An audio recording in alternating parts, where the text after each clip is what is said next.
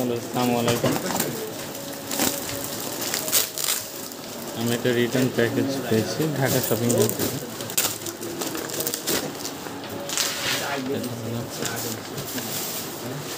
প্রোডাক্টের ফ্যান চালু বা অন হচ্ছে না।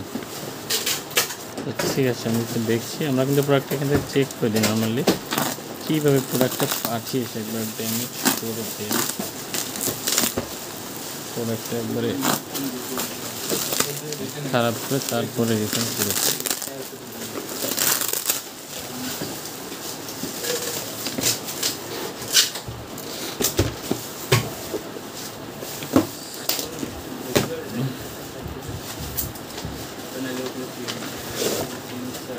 প্রোডাক্টটা দেখেন কীভাবে ভেঙে তারপর রিটার্ন করেছি।